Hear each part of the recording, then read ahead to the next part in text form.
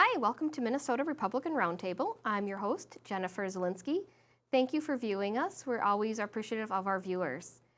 Today we are going to get into the discussion of this Israeli-Hamas war going on. On October 7th, Israel was attacked by Hamas terrorists, attacking innocents and taking many hostage.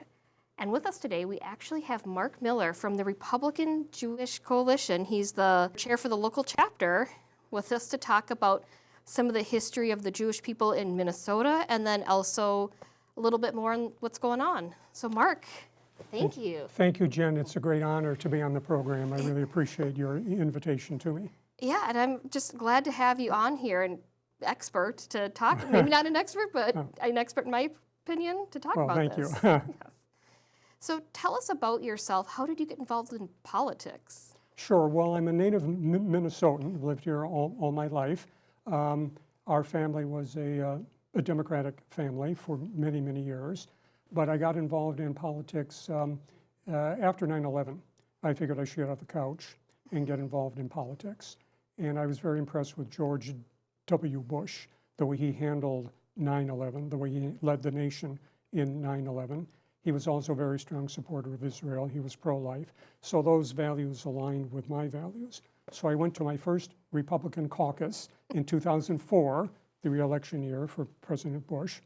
And I got involved in my local BPOU, and I got involved going to the caucuses in BPOU and doing volunteer work.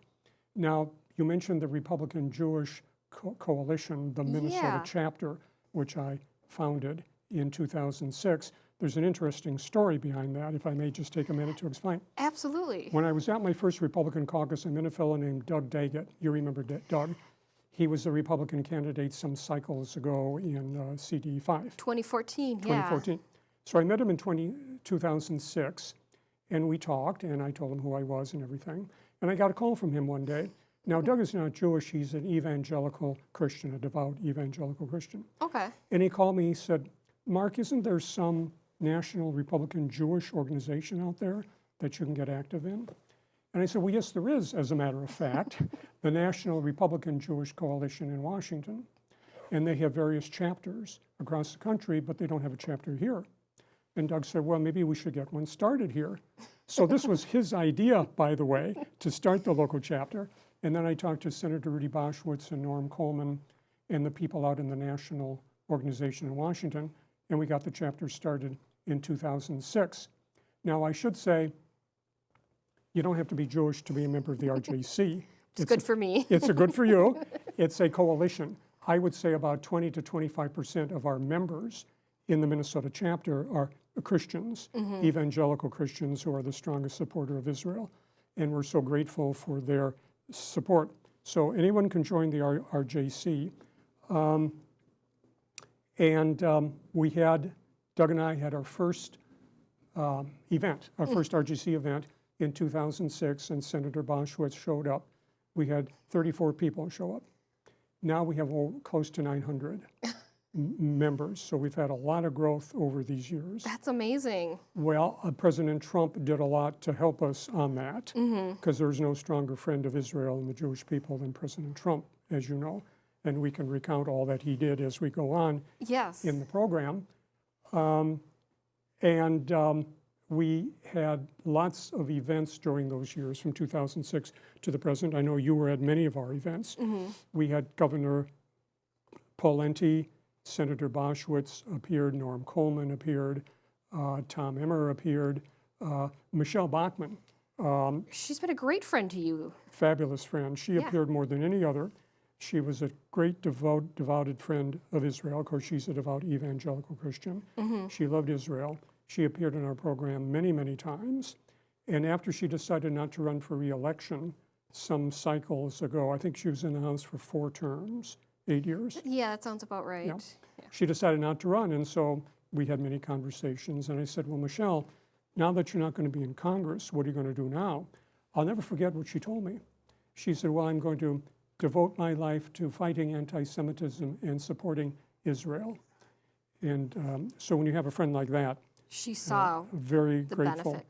And Yeah, I was going to say it's really funny that you bring up, not funny that you bring up 9/11, but that's what brought me into politics too, but it also made me more conservative. It's just, I was a college student at the time and it just changed my mind. I realized, hey, this is where I need to start spending my time and, focus on my views here. But now the Republican Jewish Coalition will take a step back. Yeah. What does the Republican Jewish Coalition do? And we also have a local, not a celebrity, of one of our local elected officials who runs it, right? Elected Yes, Norm Coleman. Norm Coleman is the national chairman now. Yes. In Washington. He's the national chair of the whole RJC.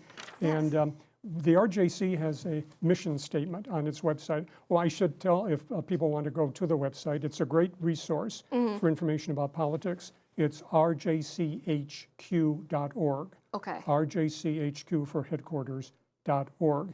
And people can go to that website. It's a great website. Look at the mission statement. I brought it with me here just to refer to it. Yes. And I can just if I can, Please, I don't just yeah. go over that briefly. The RJC feels that national security is the first responsibility of any government, especially the federal government. We feel that an invulnerable and invincible arsenal, American arsenal, is required. It's very important to maintain the peace, especially during these times. So we support a very strong military, and we applauded President Trump, who increased spending, defense spending. The military has been allowed, I think, to decay under President Biden, which is a concern to us. Yes. We also feel strongly, as most Americans do, that we should secure the border, which is a disaster. And you may have heard recently the border agents have recently caught people from Iran trying to get through the southern border. Excuse me. Yeah, when you have an unsecure border, anybody can get through it, whether they're from South America, Central America, or from another country completely who don't have American interests at heart. Exactly. So this has been a disaster, so we feel strongly for those very, very reasons. Economic policy. We were appalled that the Biden administration, along with Congress, spent $6 trillion, poured that into the economy. We didn't have the money, so they either printed it, they had to print it, or borrow it from the Chinese. This was a disaster because look what happened. Inflation took off. We had runaway inflation, and which devalued the dollar, and that hurt most of all people on fixed income, elderly people, working class people, the very groups that the Democratic Party said they feel so strongly about.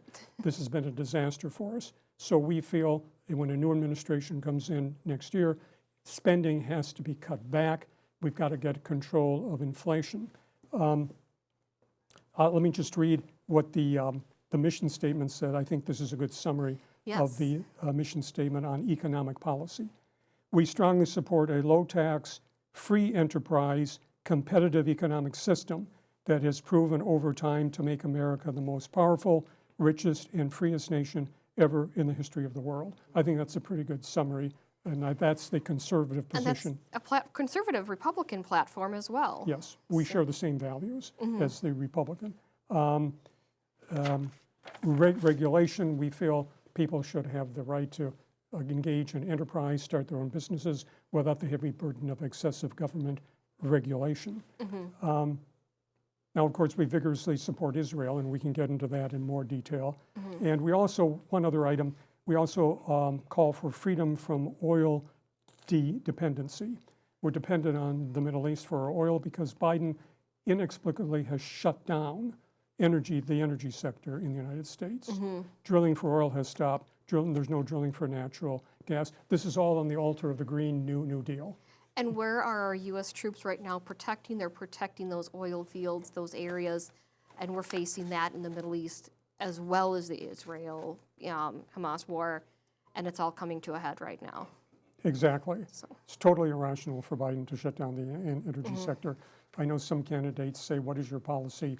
Some Republican candidates, when they're asked, what is your policy on energy? It's drill, baby, drill. We've got to get the energy sector going again, which create more jobs, of course. So we feel that's very important. Now let me wrap this up by saying on the social issues like abortion and gun control and gay rights, the RJC takes no position whatsoever. because the Jewish community, like other communities, are really divided on these issues, just split in half. So the RJC, for good reason, just takes no position on that. And it's about what the government should be doing, not necessarily some of the social issues where, you know, we could spend another hour on this show debating where the government should be, but, Sure. you know, getting out of our business, but taking that stance to make our country economically strong. Yeah, we feel those are the most important issues. Yes. Now, may I just mention while we're talking about the RJC, they issue a weekly newsletter, which Okay. if you join the RJC, you can get the weekly newsletter, and it's also a great source of information. So they're now talking about the election of Mike Johnson of Louisiana Okay. as the new speaker, Yeah, who I yep. think is a very impressive guy. I think he's going to be a strong leader. He will be, very strong leader. He's very strong pro-Israel. Yes. And he gave a speech before the Congress when he was elected, and he said the first bill, the first resolution he was going to present was the one strongly supporting Israel in condemning Hamas. That would be number one. So that went to the Congress as soon as Speaker Johnson was finished speaking. And the result on that, the vote was 412 to 10. You heard me correctly. 412 to 10. 10 who don't support Israel. And as you can imagine, they were Democrats. 9 were Democrats. There was one Republican, a congressman from Kentucky named Tom Massey, who's kind of an outlier. Okay. He said he voted against it because he doesn't want to get involved in foreign affairs or foreign aid. So, but 9 of the 10 were Democrats. I'm not going to read them all, but of the 9 Democrats, Rashida Tlaib, of course, voted against it. Alexandria Ocasio-Cortez. That's not voted surprising. and guess who? Ilhan Omar. Our own Ilhan Omar Minnesota's was Ilhan one of the Omar. 9 who voted against it.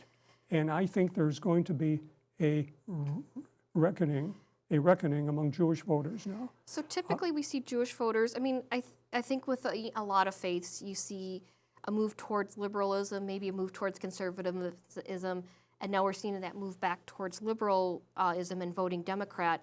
Do you think people of Jewish faith are going to keep voting for the Democrats? Well, they shouldn't.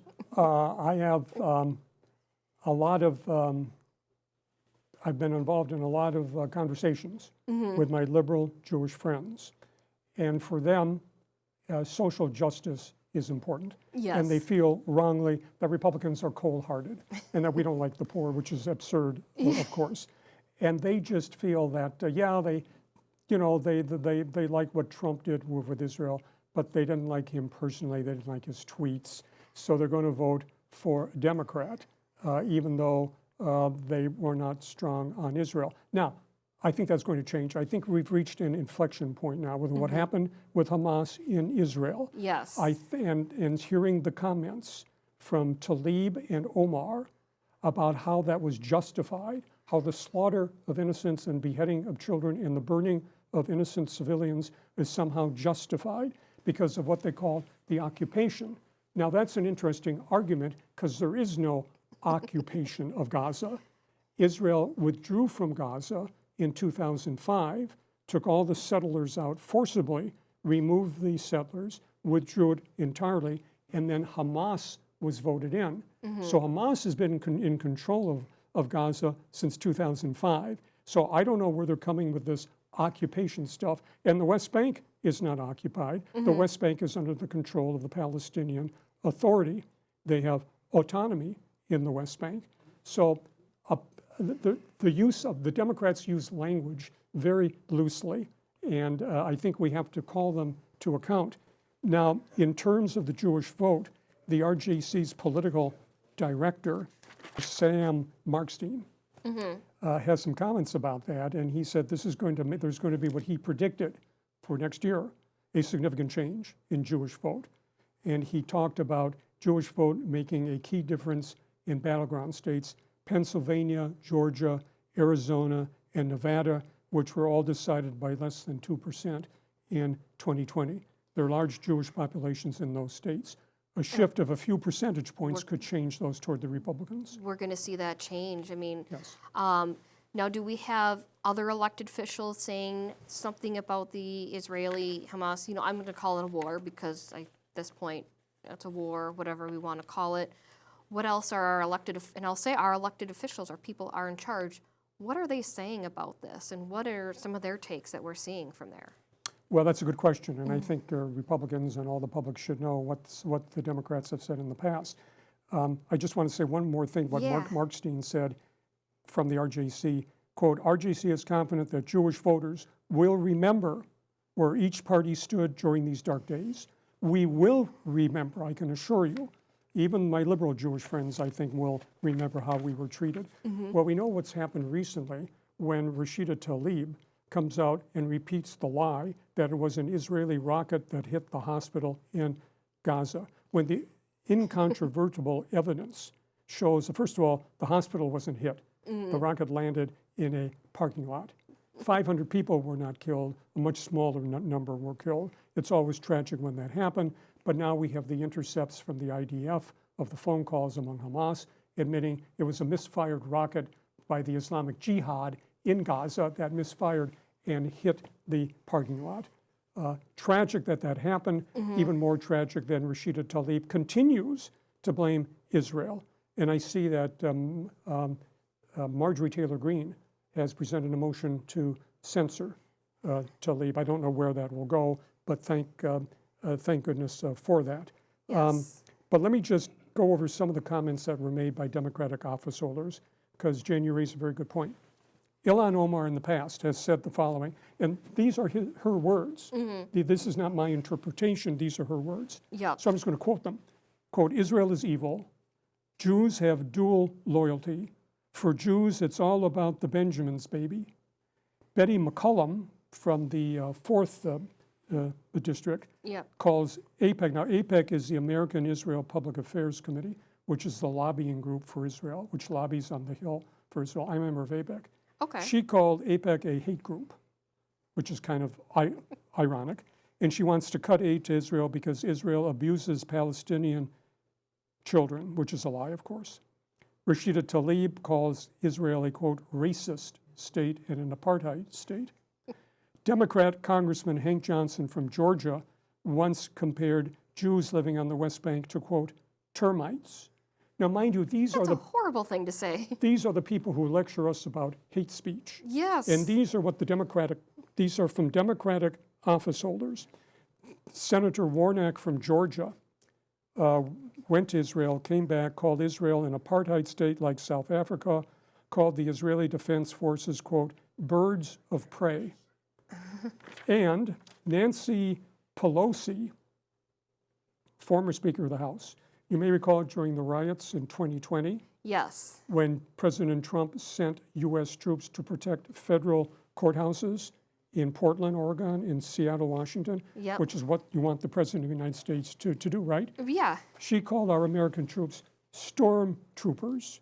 Now, stormtroopers were Hitler's advance guard, Hitler's troops that destroyed synagogues and rounded up Jews and sent them to the death camps. Yep. And here's the leader of the Democratic Party calling them stormtroopers. So Democrats have a lot to answer for.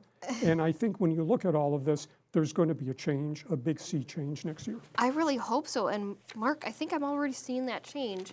So this is the Sun Current, local paper for those who aren't in Minnesota. That usually there's a circulation in Hennepin County, Richfield, Bloomington, some of the other cities. And they even had an opinion piece on this war. You read this, didn't you? I did. You pointed it out to me. Yeah, I did. Well, yeah, I did. I was going to say I wasn't the only one that pointed it out. Our No, there were producer others did, too, yeah. But this took a pro-Israel side, which we don't see in the media. Do you want to comment on this? Yes, I was very pleased to see that. The media is terrible. They're pro-Israel. CNN and MSNBC ran with this false story about the rocket being fired from Israel, hitting the Yes. hospital and killing 500 people. They just accepted that without doing any research. I haven't heard any retraction since the facts came out. I haven't heard any apology or retraction. This is a great frustration for me. And I've talked to our elected officials. I said, how do we get around the bias in the press? And they say, well, we have Fox News. We have Republican Roundtable like this. We have Republican talk radio, and that these are all avenues that we should use. But there is this bias. So this opinion Yeah. in that paper was very welcome. And I noticed in there they referred to Israel being created in 1948, which was, of course, correct. But if I may just elaborate upon that, because Absolutely. there's a lot of misunderstanding. Some of these young college students were born after the 1967 war. And I don't know what they're teaching them in these colleges now, but they're not teaching them what happened. Israel had to fight a war in 1948 to maintain its independence. It won, it survived, but then in 1967, the Arab nations, Jordan, Syria, and Egypt, then under President Nasser of Egypt, said they were going to destroy Israel and, quote, throw all the Jews into the sea. Now, this was 1967, and Israel said, well, not so fast. So Israel conducted a daring preemptive strike. Yes. In 6 days, that's why it's called the Six-Day War. They beat Egypt, Syria, and Jordan. They took the West Bank, they took the Golan Heights, and they took Gaza. It's important to understand when Israel was formed in 1948, Gaza was occupied by Egypt. The West Bank was occupied by Jordan. Jordan shouldn't have occupied the West Bank. It was supposed to be for the Palestinians, but Jordan came in and took it over anyway. So there were no settlements in these areas in 1967, and Israel was threatened with destruction anyway. So that's how Israel got into the West Bank and into Gaza because of the 1967 war. It was a defensive action. Otherwise, Israel would have been wiped out. The young people, I think, who are out demonstrating don't understand the history. No. And it's important, I think, to set that straight. And, even going before 1948, you had Jewish and Arab people living in the area way before it was the Jewish people that came over from Europe after World War II, after being persecuted by Hitler and crew there, coming over to settle there. But you had Jewish people already living there. Wasn't that they just found this place to live? No, they've been living there for thousands of years since the time of King David. In fact, when Jesus was preaching in the synagogues in the Galilee and in Judea, that was around 30 AD, and he was part of the Jewish community at that time.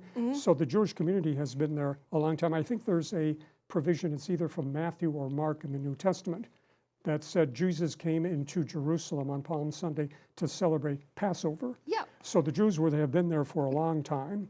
And after the Balfour Declaration in Britain, I believe in the 1920s, that there should be a Jewish homeland, many Jews bought land in what is now Israel. So and it was land that was loaned by absentee Arab landowners. The land was empty, it was fallow, and the Jews bought the land. So it's not as if the Palestinians were kicked out. It was the Jews were living there anyway, and they purchased the land and then declared the state of Israel in 1948. So I think, I'm glad you raised this. This is all very important to know. And of course, after the Holocaust, the Jews came to Israel.